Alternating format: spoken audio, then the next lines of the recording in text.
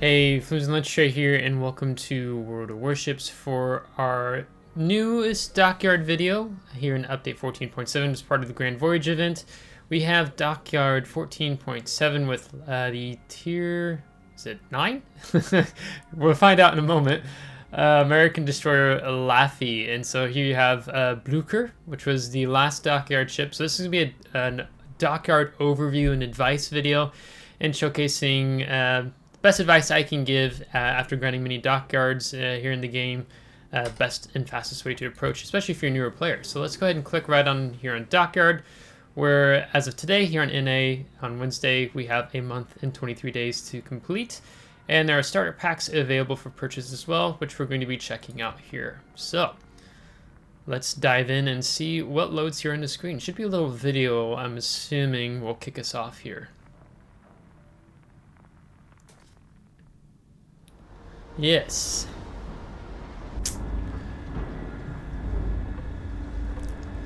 DD 459 there in the backyard of the building. Starting out with the keel. See tier 10. Apologies. So, Laffey, construction of USS Laffey. High main battery firing rate and access to burst fire. Access to specialized repair teams consumable. They've kind of advertised this as being rare among destroyers, American destroyers, which is definitely true. And short-range torpedoes. So this time US destroyer Laffey is being built at the Dockyard. Laffey is a excuse me, close-range destroyer armed with 6 standard US small caliber guns. They offer substantial damage per minute and access to the burst fire alternative fire mode, but suffer from poor ballistics. The ship features good concealment, enhanced survivability thanks to her specialized repair team, consumable and smoke generator with a pulled usage time that can be manually activated and deactivated. Her main drawbacks include a small HE pool, short smoke duration, and short-range torpedoes. The Dockyard combat missions will cease to be available in 53 days. So, as we read, a month and 23 days. So we'll go ahead and close this. So let's go ahead and look at the event rules first. So what is the Dockyard? The Dockyard event takes you through the phase of building a ship and rewards you with the tier 10 Laffey upon completing those phases. The shipbuilding phase completion. The shipbuilding process comprises of 20 phases. You can progress through shipbuilding phases by completing Dockyard combat missions or by spinning doubloons. You can obtain tier 10 Laffey only upon completing 2 phases or more by spinning doubloons, which I'm going to show you today. If you continue to complete Dockyard combat missions after you have built tier 10 Laffey, you will receive 250 steel instead of each additional phase. Starter packs. Purchase starter packs at a discount to obtain rewards in completing the shipbuilding phases required to build tier 10 Laffey. You will not be able to purchase starter packs after completing 4 shipbuilding phases by progressing through the Dockyard combat mission. Well-deserved rewards. You obtain reward for each shipbuilding phase by progressing through the shipbuilding phases. You also obtain special rewards such as the underwater explosion destruction effect at phase 11 and the Laffey itself at phase 20. Kind of funny because sometimes like midway through they actually give you like a mid-tier premium ship, but this time it's a destruction effect. So you can read more about the Dockyard on our website, but this video aims to have everything here for you. So let's, before I look at the rewards, well, we will go ahead and look at the starter packs. I just want to get through those. So the starter packs are only available at the beginning, or specifically after you've completed phase 4 here, it will no longer be available. So it means if you want to get Laffey a little bit cheaper, then you're going to want to take advantage of starter packs. So in exchange for doubloons. So let's look at it here. So you get technically 3 options here. Starting out, you get smooth sailing, 2 shipbuilding phases. It's the minimum number of shipbuilding phases required to obtain Laffey, and quickly you can see it's 5,000 doubloons. And if I compare that with the cost of 1 phase, it's 3,000 doubloons. So technically, let's say if you decide not to buy the smooth sailing 2 shipbuilding phases now, and you wait till the end, you know, then of course you've passed the first 4 Dockyard missions or completion tokens, right? So then these become unavailable to you, both of these, and it's going to cost you 6,000 doubloons, right? Because 3,000 doubloons per phase. So technically, you're saving 1,000 doubloons by buying the Smooth Sailing starter pack now. Okay. Otherwise, you also have the Full Ahead, which is six shipbuilding phases. So rather than it being, if we go 6 times 3, that's 18. So 18,000 doubloons versus 12,500 doubloons. So they're really trying to entice that saving of money, if you will. But you know, you still have to spend much more, right? Effectively to go ahead and pick this one up. So after you, like, let's say you've gone through these, then this becomes available upon purchasing starter packs or completing the 4 shipbuilding phases by progressing through the Dockyard combat missions. So I'm going to go ahead and show you now. I'm going to go ahead and buy the first one at minimum. If I go for a Dockyard ship, I usually always try to pick up the Smooth Sailing just to save myself some more doubloons. Sometimes I might end up waiting to the end and buy individually, just like I'm waiting. I don't want to spend the money out of my billfold right now, right? So I'll wait till maybe I get more fun money or something for the month, and then I pick it up then. But we're going to go ahead and get 1,000,000 credits, and we're going to get 20 of the economic boosters. So then now you can see each time you complete a shipbuilding phase, then you progress through... Excuse me, I have something stuck in my throat. You progress through the construction of said ship. Has some water there. So you can see, and it's nice because it also should tell you, yeah, laying of the double bottom flooring, installation of the main athwart ship bulkheads. And then we're going to simply click collect the reward. And now we've picked that up, and we're down to 10,275 doubloons. I come back in here because I haven't passed the 4 shipbuilding phases yet. Like if I had bought in this pack, then the individual would become available. So I have to get through 4.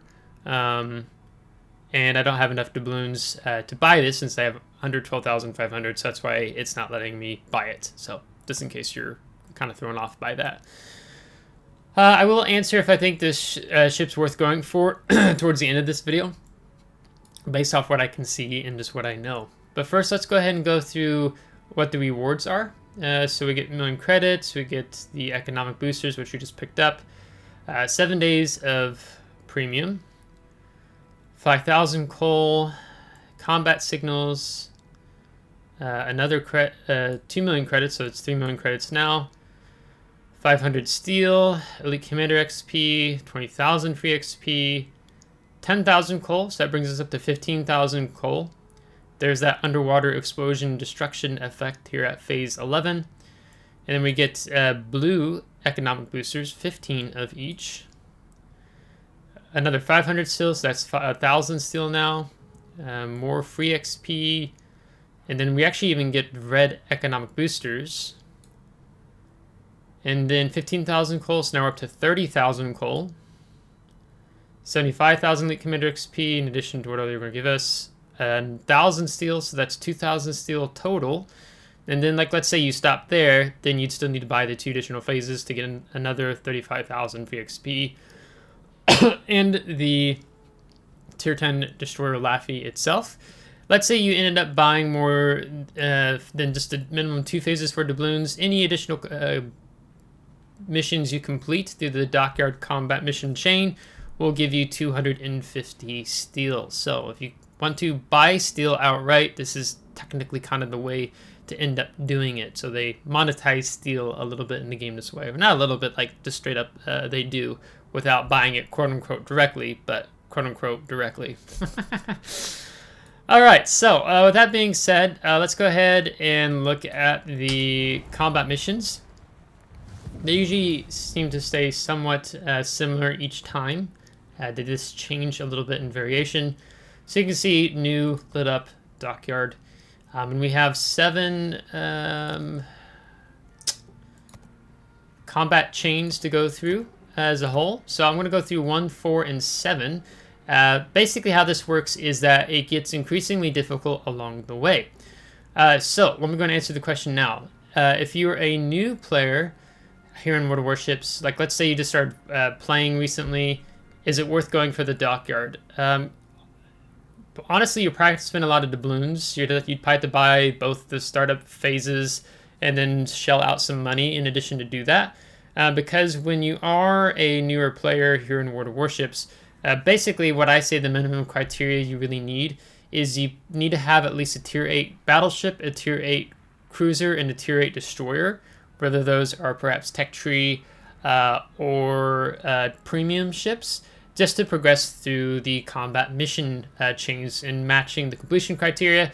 But also, as you progressively get more difficult, there's much more expected from you that's really hard to pull off in a tier 5 or tier 6 ship, as an example. So let me break down what a lot of people, newer players, sometimes get caught up on, and just good overview advice in general. When you're going through each of these combat mission chains, it's very important you pay attention to the completion criteria. So completion criteria will change from mission to mission within the combat chains. So there's two big things to point out here. Well, actually, there's three. One is if it's asking about, well, I'll start with the two that are visible here. I'll just scroll down before we get into the others. One is, what is the battle type for said mission? Now here you can see under the completion criteria, we have co-op battle, we have randoms, we have operations, we have ranked, we have brawls, and then we actually have the Arctic Convoy, the Tokyo Express, the Pacific Offensive, and the World War II operations, the new temporary battle type operations, PvE modes, that will be, I think after X amount of weeks, each of these different ones become available to play. So you can basically, with this mission of winning 3 battles, you can play any of these battle types and you will fulfill this winning of 3 battles. The second item you want to pay attention to is the warship tier. It will always, and has thus far always been, tier 5 or higher.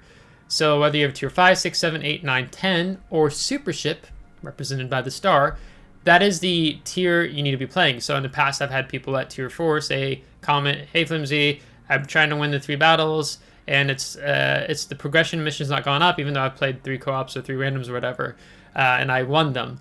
And then I say, hey, what tier are you playing? And they're like, oh, I'm playing tier 4. It's like, that's why. So you need to be playing tier 5 or higher for all combat missions, all combat chains for the Dockyard.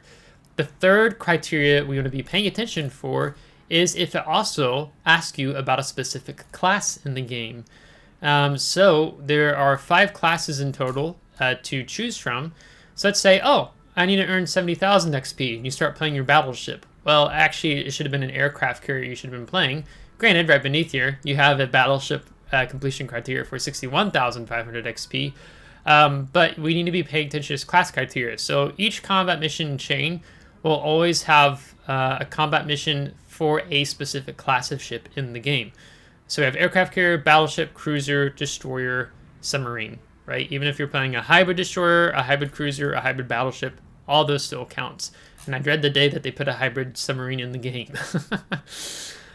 So that being said, let me just kind of walk through these combat missions. Then we'll go to combat mission chain 4, combat mission chain 7, and then I'll give my thoughts if the ship's worth going for or not.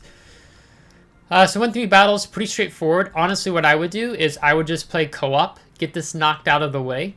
Usually when a Dockyard mission chain start, each of these various updates throughout the years, co-op is quite full because every new start day, because this one's available in 7 days, right? Where the first chain's available for 7 days, so is available as of now, and then you go down here, 14 days, 21 days, right? So when it starts off on NA each Wednesday, usually co-op is quite full Wednesday through Friday, and even you get to the weekend crowd as well. So I would be like, I'm going to take my Kleber or my Marceau and just get my 3 wins knocked out really fast. You know, torpedoes, yellow win, get a couple kills, rinse and repeat, right? And co-op is, you can pretty much guarantee most of the time at least to win a co-op battle. You just have to pay attention, you know, that you don't have a bunch of bot teammates, but during a Dockyard, you tend to have a lot more human players in co-op, unless you're playing at like night on your server time, then you might get more bot action, of course. So I play co-op for that. 20 incapacitation ribbons. So then you need to be incapacitating modules on enemy ships. So then I'm probably thinking something with high explosive, and immediately makes me think of battleships like Conqueror or Thunderer. The high explosive that just wrecks ships, right? There's 12 guns, or maybe even super ship battleship devastation, where you just land a whole HE salvo on a destroyer and you wreck your torpedo tube, steering gear, engine, right? All those things. You can get incapacitations quite quickly with that. Now, what things you have to take note of here, you didn't have it up here, is this little orange circle. This little orange circle, whether they had this on operations and even on operations with flagships, they have whatever you get out of operations. So let's say you had 10 incapacitations in Defensive Naval Station Newport, only 5 of those are going to count. And now previously operations didn't count. If you played operations battle, it didn't count for Dockyard, but the Wargaming changed their stance and they brought it in, but of course there was still kind of a screw you PvE players. It felt like that, but at least they allow half of the progress. So if you're more of the ops crowd, at least half of your progress will count. It still catches me every now and then. I'm like, hey, I got 21 incapacitations, and I'm like, oh, only 10 of those counted towards the mission, right? Because it's halved. So pay attention whenever this orange circle pops up on top of the battle type in the completion criteria. But even like, if you have like Cerberus, Des Moines, Salem, those kind of ships shooting DDs or cruisers, you can get incapacitations as well. 12 million potential damage just means that you're going to have a hard time getting 12 million potential damage in a Shimakaze because you're relying on yourself, right? Potential damage means you're being shot at, the damage is landing close to you, or you're avoiding torpedoes or Dutch airstrikes, right? So this usually means first you want to be playing a battleship, less concealment, you're a big obvious target, like even the battle cruisers like Petropavlovsk, Moskva, Stalingrad work out well here, but I would probably be looking at taking Kremlin, be taking a German battleship like the GK. It used to be in the past that Conqueror had my biggest potential damage from a game, which was over 5 million potential damage from one battle alone.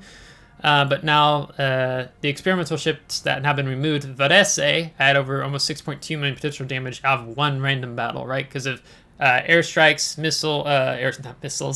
torpedoes, all that kind of stuff. So you want to be playing a ship that's more brawly or has less concealment, but still tanky, right? Like I wouldn't want to be playing a squishy battleship.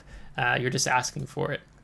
Free XP, just when you go to play your, like, let's say a premium ship, because you get the bonus packages, I might just come in here and throw a red booster on, and one game in randoms, if it's halfway decent, will probably get me that. Otherwise, I might be throwing a blue booster, or it might take a game or two, or 3 games, depending on what tier and what you're playing. A couple games there to get the amount of free XP that you need, here being that 22,000. Yeah. 70,000 XP, that's carrier. So, this is not base XP, it's just experience. That's another important thing to point out. There are going to be some missions that say base XP, not just XP. So this means any XP, all XP that you earn. So if I'm grinding a ship line, let's say I'm playing Iowa and I'm grinding up to Montana, right? I'm going to throw, if I have a blue booster or a red booster on, perhaps just to fulfill that mission requirement even more quickly. Now, the one thing I would say, if you have a limited amount of boosters, you might consider waiting for, like, let's say the 6th and 7th combat mission chains, because sometimes they can have a ridiculous amount of XP to earn. Here you see the base XP, right? So then it's like, ooh, I wish I would have waited on that. So like here you see 150,000 XP. Maybe not this time. Sometimes you have that, so that's just a little pro tip there to help you out for future reference. So basically, play these classes that you're confident in. The ships that you feel like are going to earn you the most XP. So if I'm playing cruiser, like for me, like I quite like Salem.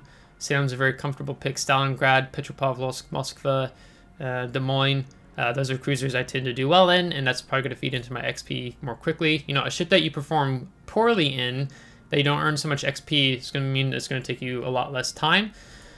And with these XP missions, you can see actually here ops isn't halved. So then you could go into ops and kind of, as long as your team doesn't lose, you can guarantee a higher amount of earnings with the XP. You have a higher chance if I run a blue booster in operations with my Montana, with my Salem, with my Hirugamo, or Shimakaze or whatever, to get the amount I need. So then I might consider playing ops here. Because that has good base or XP earnings, as well as randoms. Your PvE game modes, PvP game modes, generally speaking, are the best places to earn XP. Or co-op is not, because it goes so quickly, and normally, let's say you can earn anywhere from 200 to 600 XP without taking any economic boosters into account. Now, each of these combat mission chains are going to have this kind of big one to go for, where you can see it's only limited to randoms or ranked, still tier 5 through super ship, where it says in one battle, help your team cause 100,000 damage upon your spotting. So yesterday I featured a video, your battle, my take, where Sleepy Salmon and Lightning, he had 117,000 spotting damage in the lightning, so he would have got this in one go from the spotting he got on that match on Northern Lights. So then he would get this, and kind of why these ones here at the bottom are like big ticket items is they're harder to get, right? But it might mean, okay, now I don't have to get 55,000 XP in my cruiser or battleship if I want to try to avoid that, right? Because you have to complete 6 these missions as a whole in each of these chains, and you can see here 1, 2, 3, 4, 5, 6, 7, 8, 9, 10. We have 10 to choose from, right? So I can not count for 4. So like for me, I won't be playing submarines, I won't be playing aircraft carriers, so now I'm limited to 8. And then I'm like, oh, okay, so that's as a whole. This video is going longer. Let me try to speed through 4, and then I'll hop to 7. Here, win 10 battles. Honestly, I'm going to just play co-op for that. 18 million potential damage. Kind of same thing I just told you with the Group 1. Play battleships. Ships that have a lot of hit points or have super heals. Or like tanky ships like Kremlin, Stalingrad, Moskva, Petropavlovsk. Yeah, tanky ships. 100 aircraft shot down or shot down by fighter ribbons. There's some really good actually ops.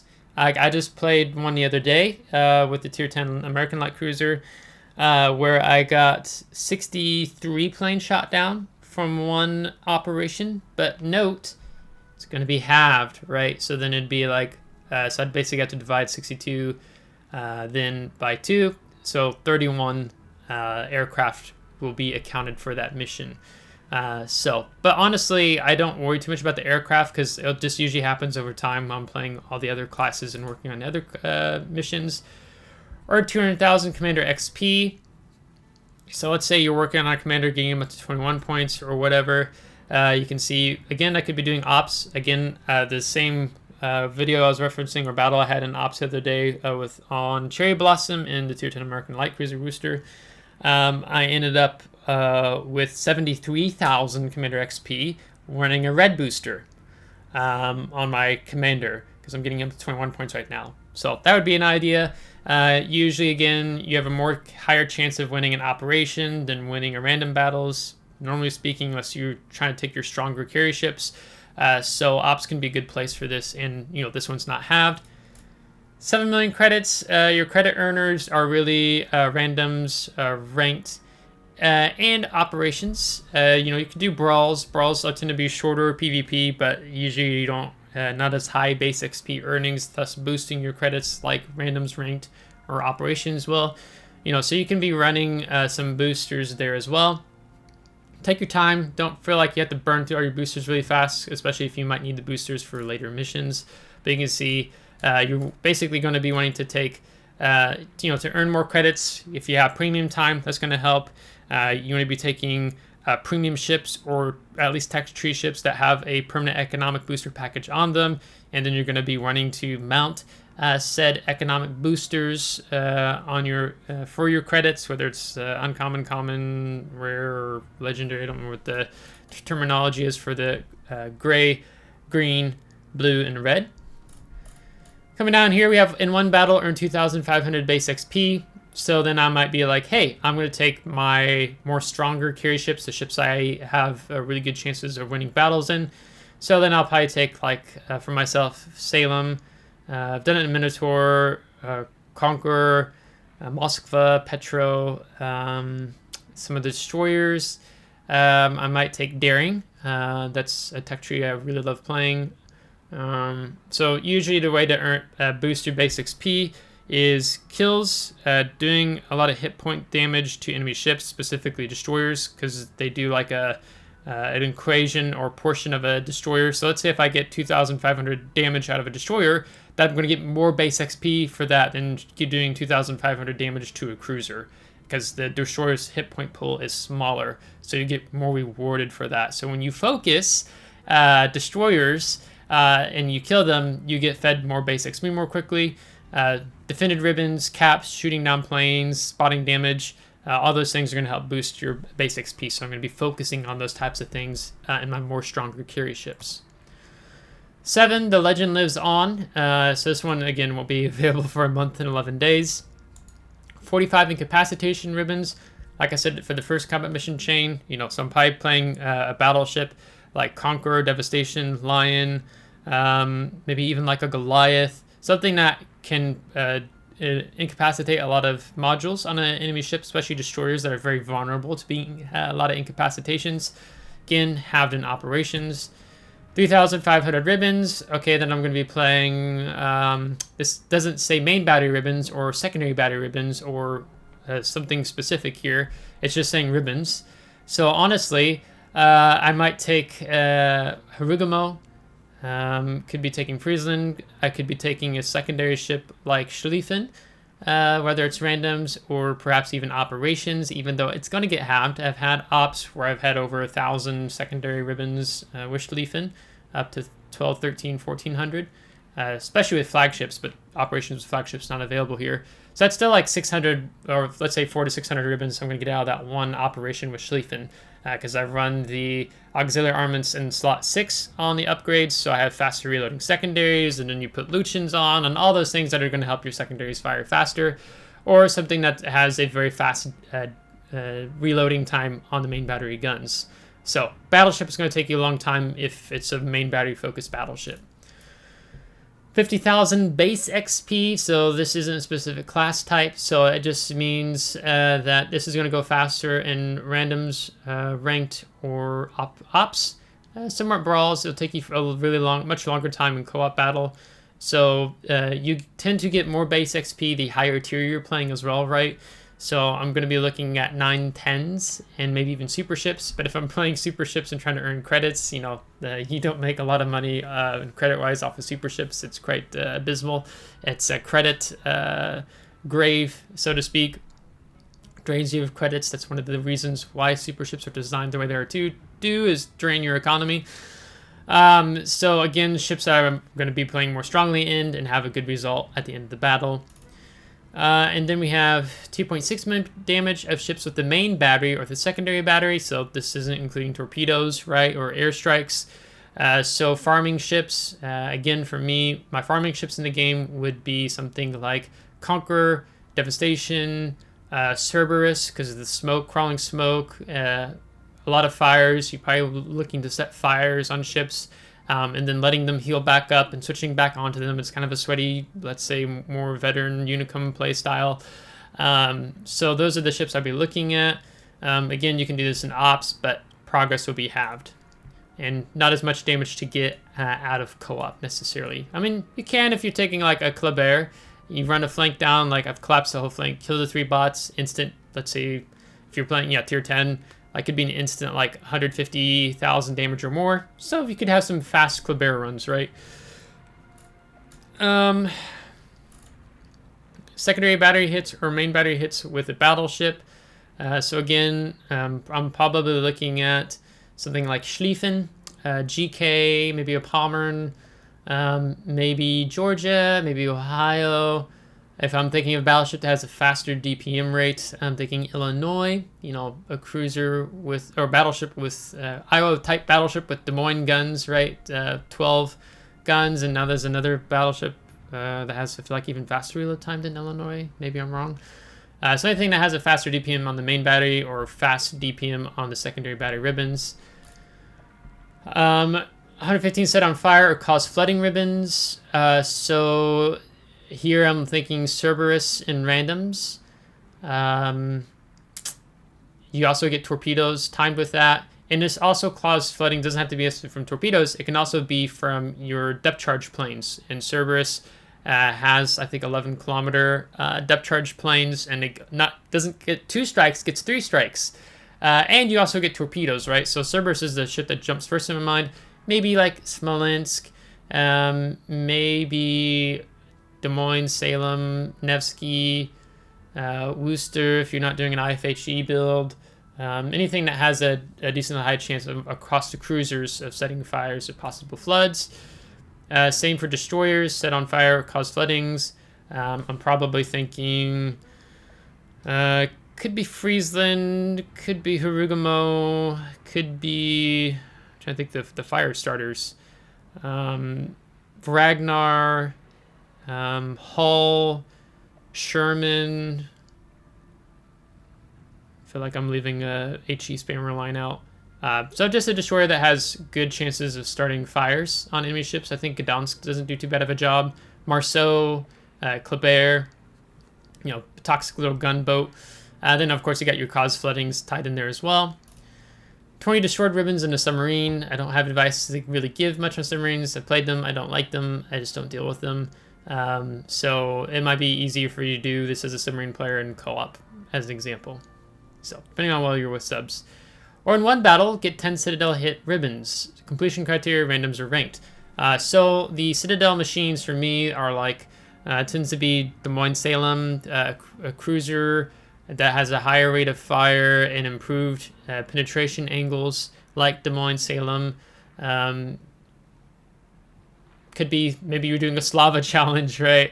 Yeah, anything you feel is reliable for you to get Citadel damage. Could be Elbing, right? Elbing actually wouldn't be too bad about that, since you can Citadel cruisers quite well even at range with those larger guns. Hull would be good for that as well with 3203s. Yeah. So do I recommend going for Laffey? And there's maybe 2 ways to answer this. One is if you're history buff, then I would say yes. Laffey was one of these destroyers. I think does it participate in D-Day? I'm spacing right now off the top of my head. I think she fought in both theaters, Atlantic and Pacific Theater. Maybe I'm wrong. But in the Pacific Theater, and part of the Battle of Okinawa, she had a relentless striking by aircraft, Japanese kamikaze and other things, and so she shot down a lot of planes and still lived to tell the tale. So historically, Laffey is the Sumner class, and she has a lot of historical value in the game. So from a historical perspective, I would say yes. As a player, I guess maybe there's 3 points. A second point would be, let's just say maybe you're a player who more prefers playing cruisers and battleships, and you're not really a destroyer player, then you might not get a lot of bang for your buck and having a destroyer if you don't like playing destroyers. So it might be this is the dockyard you decide to sit out, save your money for a future dockyard that has a cruiser or battleship or a class you more like to play if you really avoid destroyer play. Because this specific destroyer play is going to be revolving much more around the main battery, not so much the torpedoes. I think this only has 1 rack of torpedoes, and they're short range. So if you're not like a gunboat DD player, then maybe you consider passing. Thirdly, I would say if you are intending to play the game over a long period, and like the Snowflake event we're having now, when you play a ship and then you get rewards from it, or the Christmas snowflakes, you know, it's another tier 10 ship free to add to your collection, and the tier 10 ships tend to have among the most valuable rewards, then it could be very much worth getting here. Trying to see if they actually even put the snowflake ribbons on here yet, or if that's kicking off. Is there a Grand Voyage? Where is that even at? It's here. Not seeing it here. Maybe it kicks off later. Basically, it's a counter that goes for the more tier 10 ships you have, the more valuable rewards that you get out of the game.